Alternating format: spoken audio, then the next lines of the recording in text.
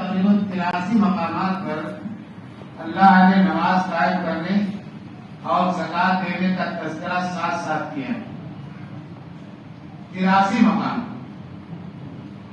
دو چیزوں کو ایک ساتھ اتنی کثرت کے ساتھ ذکر کیا جانا اس بات کی دلیل ہے کہ دونوں کی بڑی اہمیت ہے. ایک مسلمان کی زندگی میں دونوں کی ضرورت ہے. یہ ہماری دعوت و تبلیغ کی کمی ہے کہ ہم مسلمانوں کو نماز کی اہمیت کو بتا پائے، لیکن اس پیمانے پر ہم نے زکوٰۃ کی اہمیت مسلمانوں کو بتائی نہیں. آج نتیجہ یہ ہے کہ 75 سے 80% مسلمان زکوٰۃ کے مسائل اور اس کے قوانین جانتے ہیں. ہماری دینی دعوت، دینی مجلسیں اور جلسے اور پروگرام جتنے بھی منعقد کیے جاتے ہیں ان میں اس طرح کے مسائل زیر بحث نہیں لائے جاتے. اب یا تو علماء کی کمی ہے یا سامعین اس قسم کے مسائل سننا ہی نہیں چاہتے. یہ تو تجزیہ کرنے کے بعد پتا چلے گا کہ کمی کہاں ہے. بہرحال ہمارے لیے یہ جاننا ضروری ہے کہ زکوٰۃ کا نظام کیا ہے، کیسے یہ نظام چلتا ہے. اللہ تعالیٰ نے اسے کس مقصد کے ساتھ فرض کیا ہے. حقوق اللہ کی، اللہ تعالیٰ کے حقوق کی سب سے پہلی نمائندگی، سب سے بڑی نمائندگی نماز سے ہوتی ہے. بندے پر اللہ تعالیٰ کا حق ادا کرنا واجب ہے. ضروری ہے کہ اللہ کا حق ادا کیا جائے. اللہ کے حقوق میں سب سے پہلا حق نماز. اب اگر آدمی نماز ہی نہیں پڑھتا اور وہ لاکھ دعویٰ کرے کہ وہ اللہ تعالیٰ سے بڑی محبت کرتا ہے، اللہ تعالیٰ کو چاہتا ہے، اللہ کی توحید کو مانتا ہے، اس کا یہ محض دعویٰ ہوگا. اس دعوے پر کوئی دلیل اور ثبوت نہیں اگر وہ نماز نہیں پڑھتا. اسی لیے اللہ کے نبی صلی اللہ علیہ وسلم نے فرمایا کہ کفر اور اسلام کے درمیان فصل کرنے والی، علیحدگی کرنے والی چیز اگر کوئی ہے تو وہ نماز ہے. نماز سے پتہ چلتا ہے کہ انسان کفر کے راستے پر ہے یا اسلام کے راستے پر. اسی طرح سے زکوٰۃ کا معاملہ، بندوں کے جو حقوق بندوں پر عائد ہوتے ہیں اس کی ابتدا زکوٰۃ سے ہوتی ہے. زکوٰۃ مظہر ہے، علامت ہے، سمبل ہے کہ ایک مسلمان دوسرے کے حقوق کو ادا کر رہا ہے. اب اگر کوئی مسلمان زکوٰۃ ہی نہیں ادا کرتا اور وہ یہ دعویٰ کرے کہ میں بہت صدقہ و خیرات کرتا ہوں، لنگر کھلاتا ہوں، غریبوں کو بانٹتا ہوں، کپڑے پہناتا ہوں، تو اس کا دعوے میں کوئی مضبوطی نہیں ہے. اس کا دعویٰ دلیل سے خالی ہے. کیونکہ پہلی چیز، بنیادی چیز جو زکوٰۃ کی ادائیگی تھی، اس زکوٰۃ کی ادائیگی پر اس نے عمل نہیں کیا. جب میں یہ بات کہتا ہوں تو اس کا مطلب یہ ہے کہ جس طرح سے نماز واجبات، فرائض، سنن و مستحبات کے ساتھ ادا کی جاتی ہے تب ادا ہوتی ہے، اسی طرح سے زکوٰۃ کا جو نظام ہے، جو سسٹم ہے، جو نصاب ہے، جب تک اس کی اتباع و پیروی نہیں کی جائے گی زکوٰۃ ادا نہیں ہوگی. یہ نہیں ہو سکتا کہ آپ اپنی دکان میں بیٹھے ہوئے ہیں، مدرسے کے سفرا آ رہے ہیں، آپ نے 150، 200، 500 کی رسید کٹوا لی، روزانہ کٹوا رہے ہیں، لیکن روزانہ کٹوانے کے بعد یہ حساب کرنا ضروری ہے کہ آپ کے پاس جو سرمایہ ہے اس پر جتنی زکوٰۃ فرض ہو رہی تھی وہ زکوٰۃ ان سفرا کو دینے سے پوری ہوئی کہ نہیں ہوئی. لم سم دینے سے زکوٰۃ ادا نہیں ہوتی. لم سم والی بات بھی اس وجہ سے عرض کر رہا ہوں کہ ہمارے بہت سے مسلمان اپنی جائیداد کا حساب کتاب ٹھیک نہیں رکھتے. اللہ کے نبی صلی اللہ علیہ وسلم نے ہر مال کا ایک نصاب بنایا. سونے کا نصاب 7.5 تولہ سونا، چاندی کا نصاب 52.5 تولہ چاندی، غلے کا نصاب اللہ کے نبی نے 60 وسط بیان فرمایا، جانوروں میں زکات اللہ کے نبی نے بکریوں کی الگ، گایوں کی الگ، اونٹوں کی الگ بیان فرمائی۔ تو علی گڑھ کے لوگوں کو غلے اور جانوروں سے کوئی مطلب نہیں، مطلب سونا اور چاندی سے، کرنسی سے۔ یہ کاغذ کا روپیہ جو میرے پاس ہمارے پاس ہے، یہ دنیا میں جو کاغذ کی کرنسی چلتی ہے، یہ بدل سونے کا ہے، چاندی کا بدل نہیں۔ ہر ملک کی معیشت یا اکانومی گولڈ پر چلتی ہے، سونے پر چلتی ہے، چاندی پر نہیں چلتی۔ اس لیے علماء کا فیصلہ یہ ہے کہ ہمارے پاس جو کرنسی ہے کاغذ کی، یہ بدل ہے سونے کا۔ سامانی تجارت، کارخانے کا پروڈکشن، یہ سب چونکہ کرنسی میں کنورٹ ہونے والے ہیں، اس بنیاد پر یہ سب گولڈ شمار کیے جائیں گے، سونا سمجھے جائیں گے۔ اب جب نصاب اللہ کے نبی نے بتایا کہ 7.5 تولہ سونا، فرض کیجئے کسی مسلمان کے پاس صرف 5 تولہ سونا ہے، لیکن دکان میں سامان بھرا پڑا ہے، بینک میں کچھ کیش بھی ہے، کارخانے میں کچھ مال تیار کیا ہوا ہے جو بکنا باقی ہے، تو زکات نکالتے وقت وہ دکان کے سامان کا تخمینہ لگائے گا، کارخانے کے پروڈکشن کا تخمینہ لگائے گا، بینک بیلنس جو ہے اس کو سامنے رکھے گا، اور 5 تولے سونے کی قیمت جوڑے گا۔ ان سب کو جوڑنے کے بعد جو رقم بنے گی، اس رقم میں 2.5% کے حساب سے وہ زکات ادا کرے گا۔ چاندی کو اس میں جوڑنے کا حکم علماء نے نہیں دیا، اور اس کی وجہ یہ ہے کہ چاندی کا ایک مستقل حکم اللہ کے نبی صلی اللہ علیہ وسلم نے بیان فرمایا، 52.5 تولے چاندی۔ اب فرض کیجئے کسی کے پاس صرف 5 تولہ سونا ہے اور 40 تولے چاندی ہے اور کوئی چیز نہیں، تو اس پر زکات فرض نہیں ہے، اس وجہ سے کہ دونوں چیزیں نصاب کو نہیں پہنچ رہی ہیں۔ جب تک اس لیول تک سونا نہ پہنچ جائے، چاندی نہ پہنچ جائے، روپیہ پیسہ نہ پہنچ جائے، تب تک آدمی پر زکات فرض نہیں ہوگی۔ سال میں ایک بار زکات فرض ہے۔ غلے میں تو جب بھی غلہ پیدا ہوگا تب اس نکالا جائے گا، چاہے 2 فصلیں کاٹے کسان، چاہے 3 فصلیں کاٹے، لیکن جانور میں روپے پیسے چاندی سونے میں صرف 1 سال میں زکات فرض ہے۔ اب سال کا مطلب کیا؟ سال کا مطلب یہ ہے کہ جنوری میں آپ کے پاس 10 لاکھ روپے آئے، اگلے دسمبر میں وہ 10 لاکھ 9 لاکھ ہو گئے، یا وہ 10 لاکھ 12 لاکھ ہو گئے۔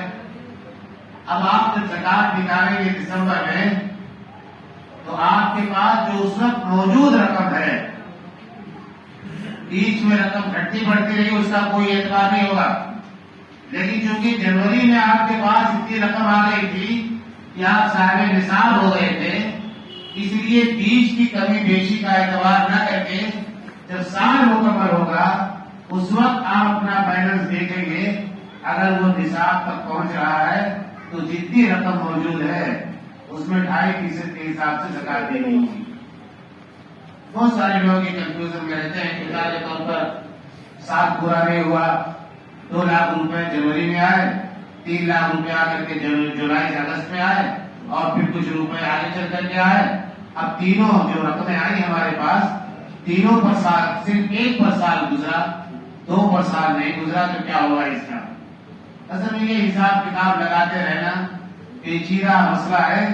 اسی بنیاد پر علماء شریعت نے متفقہ فیصلہ یہ دیا ہے کہ آدمی اپنا ایک مہینہ طے کر لے، دسمبر میں، جنوری میں، جولائی میں، جون میں، کسی مہینے کو طے کر لے کہ ہمیں اس مہینے میں ہر سال زکات دینی ہے، بس اسی مہینے میں اپنا کھاتا کھول کے بیٹھے گا، جتنی رقم اس کے پاس ہوگی اس کی زکات ادا کر دے گا۔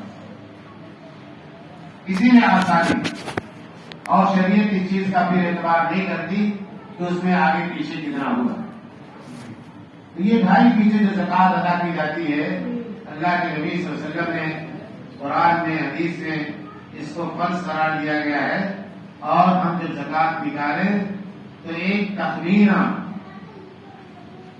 اپنے کیش کا، سونے کا، دکان کے اندر موجود سامان کا، کارخانے میں تیار شدہ مال کا، مارکیٹ میں جو پیسہ باقی، مارکیٹ میں جو پیسہ باقی ہے اور جس کے ملنے کی امید ہے، جو پیسہ ڈوب نہیں رہا، کاروباری ہو گیا حضرات، مارکیٹ میں پیسے کا لین دین چلتا رہتا ہے، تو لین دین میں جو پیسہ ہے اس کا بھی اعتبار ہوگا۔ جو رقم آپ کی مارکیٹ میں باقی ہے، 5 لاکھ روپے آپ کو مارکیٹ سے ملے، دیر سویر مل جائیں گے، وہ پیسہ ڈوبے گا نہیں، تو اس پر بھی آپ کو زکات دینی ہے۔ اسی طرح سے علماء نے ایک بات اور کہی ہے کہ زمینوں کی تجارت بھی آج کل بڑے عروج پر،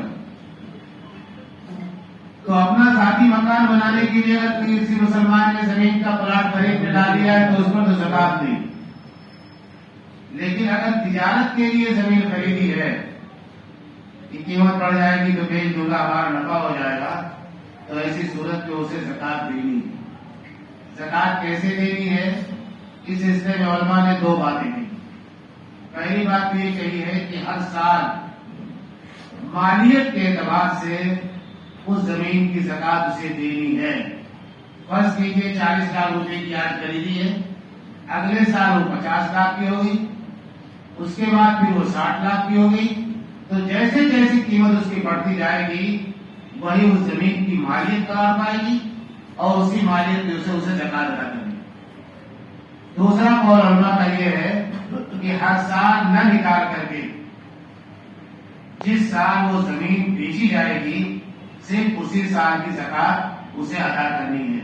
علماء کی ایک تعداد یہ بھی کہتی ہے، لیکن زیادہ محتاط علماء نے یہی کہا ہے کہ ہر سال اسے زکات دینی ہے، اس وجہ سے وہ ایک بڑھی ہوئی رقم ہے اس کے پاس، جس طرح سے بینک میں آپ کی رقم موجود ہے اسی طرح سے زمین کا ٹکڑا جو آپ کے پاس موجود ہے آپ کے نام، وہ بھی ایک رقم ہے، تو رقم جیسے بڑھتی جائے گی اسی حساب سے آپ کو زکات دینی ہے۔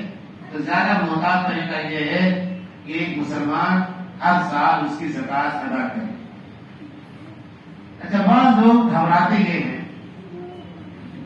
یار 2 لاکھ روپے زکات میں چلے جائیں گے، 3 لاکھ روپے زکات میں چلے جائیں گے تو بہت بڑی رقم ہے، کہاں سے 50 دے کر کے کام چلا لیتے تھے۔ یہ سوچ ایک مسلمان کی اس کی جائیداد میں، اس کی دولت میں بے برکتی لانے کے لیے کافی۔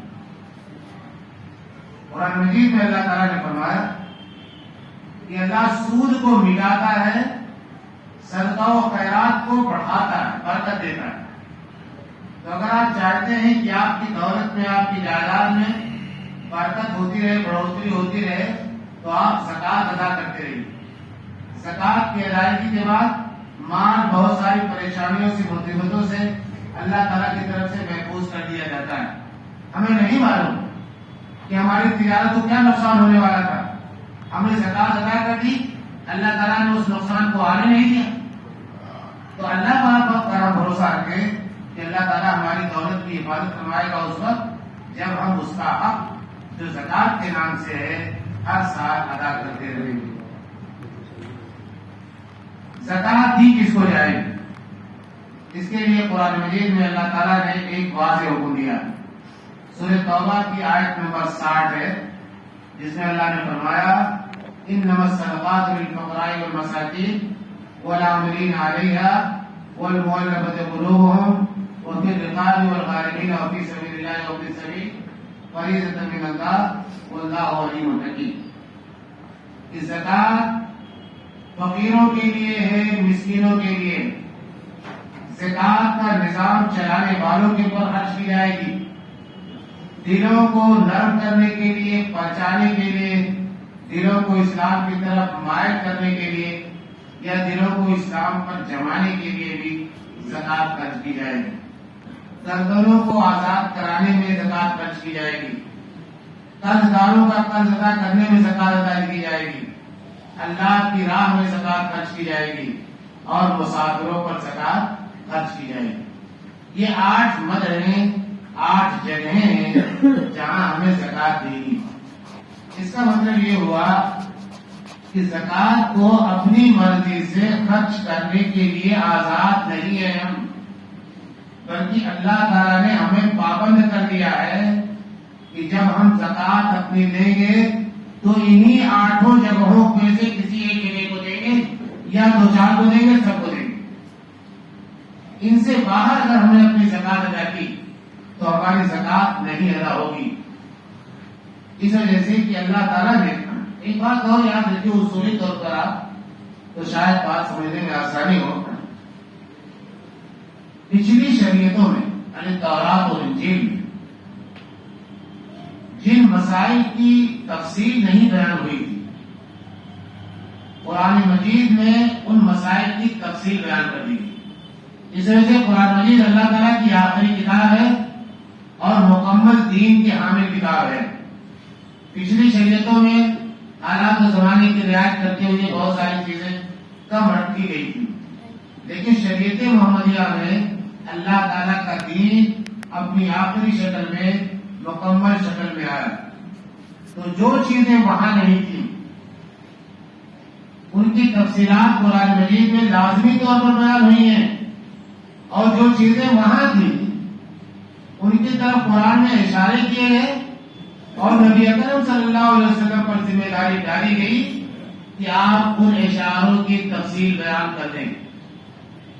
مثال کے طور پر نماز ہر شریعت میں رہی، رکوع سجدے ہر شریعت میں رہے، لیکن نماز کی تفصیل قرآن مجید نہیں بیان کرتا کہ تکبیر تحریمہ سے لے کر سلام پھیرنے تک کیا کیا کرنا ہے، کیسے کیسے کرنا ہے، قرآن میں اس کا بیان کہیں نہیں ہے۔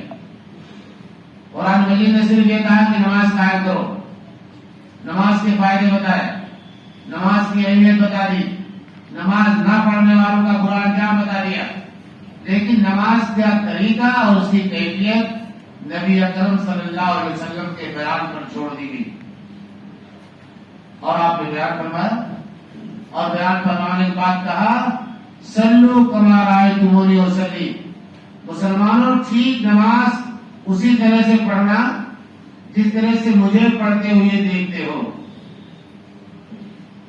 بخاری شریف کی حدیث ہے، اور یہ ٹکڑا اگر ہر مسلمان یاد رکھے کہ نبی نے حکم دیا ہے کہ نماز اسی طرح سے پڑھو جس طرح سے مجھے پڑھتے ہوئے دیکھتے ہو۔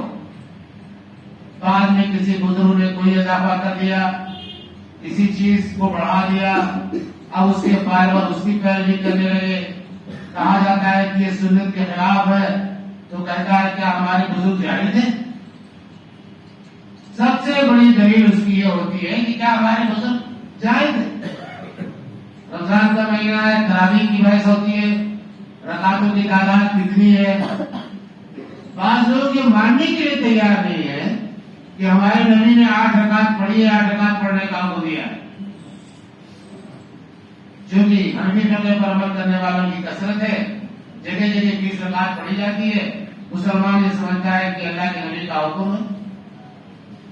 علماء نے نفلی نماز سمجھ کر رکعتوں کی تعداد بڑھانے کی اجازت دے دی، اس لیے 20، 23، 30، 36، 40 تک لوگوں نے پڑھی ہے، لیکن جب بات آئے گی کہ نبی نے کتنی پڑھی تھی تو نبی نے 11 سے زیادہ نہیں پڑھی۔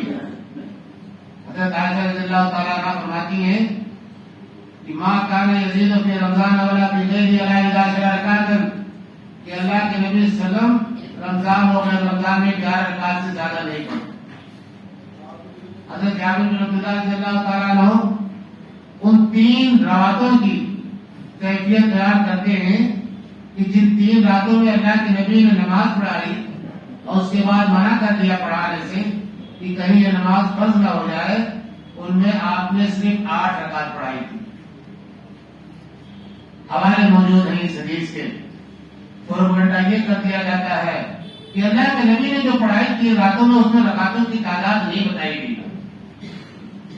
ایسا ہو سکتا ہے اتنے بڑے مجمع ہیں، اللہ کے نبی کے پیچھے نماز پڑھی ہو اور کوئی یہ نہ بتائے کتنے رکعتیں پڑھی گئی تھی؟